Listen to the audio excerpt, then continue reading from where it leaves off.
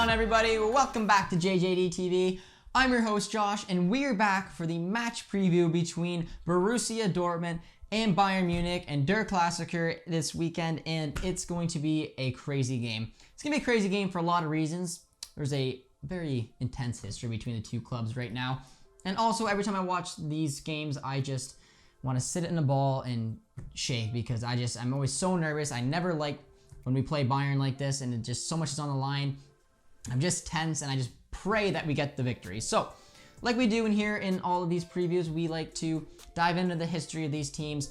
There's a massive one. Out of the past little previews that we've done and taking a look at the history, there's a huge one here.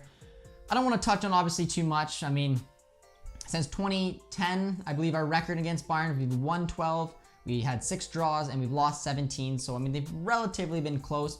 Past few seasons, there's been some 3, 4, 5-0 score lines that have obviously sucked, but a couple of huge results, and like the DFB Pokal semifinal 3-2 win in 2018 at home, the 3-2 win in that 18-19 season with Paco's chip, and then obviously as recent as last season, in which really ended the title race. That honestly beautiful Kimmich chip over Berkey kind of ruined that, but there's obviously a huge history between the clubs, players swapping back and forth, and right now, top of the table, Bayern, Dortmund, both are 5-0-1. It's going to be crazy, and looking at their form, like I just mentioned, looking at Bayern as having a 5-0-1 record, 24 goals against, offensively the hottest team in the Bundesliga, 9 goals against though, or sorry, 24 goals for, 9 goals against, so the hottest team going forward, like obviously with all their power up front, but they have a little bit of vulnerability in the back. And then obviously looking at Dortmund, who's also 5-0-1, we have 13 goals for and 2 against, and those 2 came against the Augsburg game. So a lot of you guys didn't realize, but the 5 victories we've had this season, we have shut them out in every one. We've had 4 clean sheets in a row now. So I mean, we're looking good. The switch of formation, we have a lot of good form coming up, and obviously so does Bayern. Both of us are doing well in the Champions League. Both sit top of our respective groups. So it's really, it's a top of the title, top of the tongue.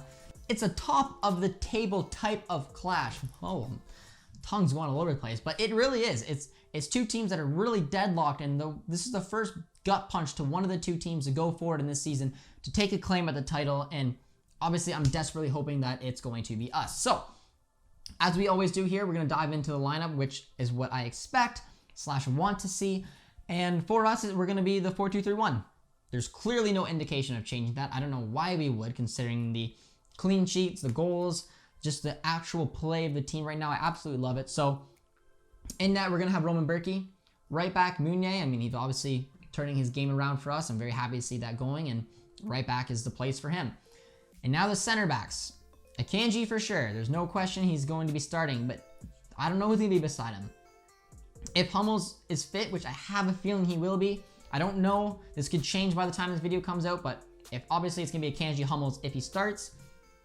If he doesn't, then it's going to be Witsel. I mean, after watching Witsel slide back into that center back, I think he looked way better than anybody else who, out of position, had to come back and play in that center back position. So I would love to see Witsel as the right center back besides Akanji, but obviously if Hummels is in, it'll be Akanji and Hummels. So let's pray that Hummels can make that recovery in time, and I really hope he can. But if not, Witsel showed me enough in that Club Brugge game to show that hopefully he can come in there with that leadership and do a job.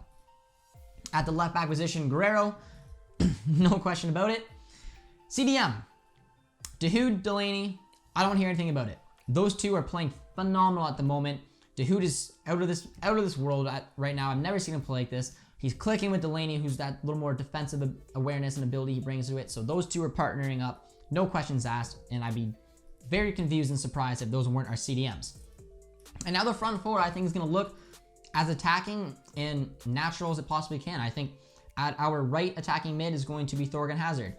Left attacking mid is going to be Jadon Sancho. Center attacking mid is going to be your captain. It's going to be Royce. He came off on the Club Brugge game. He's going to start this one with obviously Holland, who surprisingly played 83 minutes against Bruges, but he will be up front. And that is a pretty nice looking lineup if you ask me. And only thing that could work better is obviously if Hummels makes it in, but I'm hoping Witsel can bring a big performance here at home, and that's what I would kind of look to do. And taking a look at some of the key matches I think the main one I want to look up and look out for is going to be Sané and Meunier. I have a feeling that Sané will be playing on the wings. Him and Gnabry are always very good at interchanging with each other, but it's going to be a big test for Meunier. We've been talking up his game a little bit of late, seeing the way that he's been able to adapt more into that natural right back feel. He's been playing better. He looks better defensively. He looks better even offensively with 2 assists in 2 games. But now is a test to go up to the likes of Gnabry, go up to the likes against Sané, and see what he can do defensively to make it work. So that's huge for me. And if we're able to shut down those 2 pacey and important wingers for Bayern, it would be a huge moment for us in the games when those situations happen. And a lot of it's going to come from the play of Thomas Meunier. And at the other end, though, for us is we're going to have to obviously watch Erling Haaland. There's just, I mean, I always touch on him, but he is the force for us going forward. He has to be. He absolutely has to be the force for us going forward.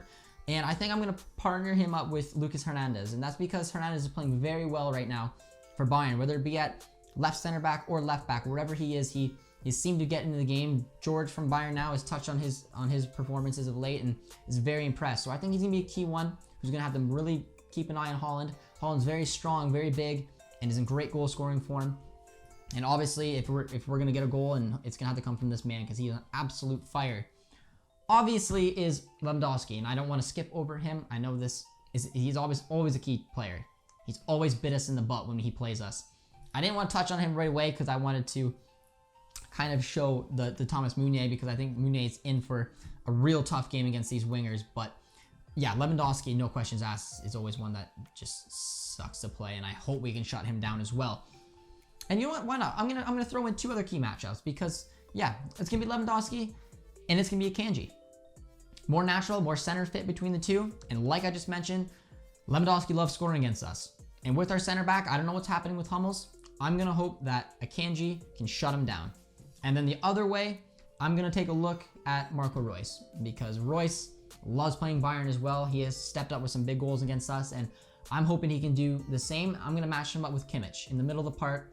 Kimmich is obviously turned into a fantastic CDM at Bayern. He's going to be a very important one for us to watch on. I'm very nervous to see the way that Reus and Kimmich can match up, because Kimmich is on great form as well. Reus isn't on tip-top form, but there's ever a moment to staple your way back into the team and show why you're the captain, why you're the leader. It's a game against Bayern at home. So those are 2 other players.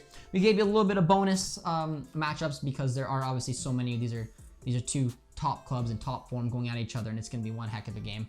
And you can obviously join us in watching it on our live watch along, as we're going to do. And I hope to see you guys all out there. The watch alongs have been a lot of fun of lately, and everyone who's supported and subscribed to the channel means the absolute world to me. I'm not doing the predictions, so I'm not going to do any of the predictions this weekend. You got your little bonus footage. You got to see 2 extra matchups, but I don't want to put a prediction on this game, and I don't want to just go through the predictions in general. I just want to keep my mouth closed and hope for the best. You might have saw me give a prediction in the previous watch along in the Club Brugge game, but I mean, a lot of people are throwing predictions. I said a couple of them, but I'm not going to throw out an actual solid prediction. So let's just hope that BBB can come up and have an awesome game and take charge of the title. But with that, guys, is our little preview for the upcoming game. It's a huge game. I'm very nervous for it. And thank you again, everyone, for all the support on the channel. If you are new around here and just finding the video, be sure to comment, like, and subscribe, and we will see you next time.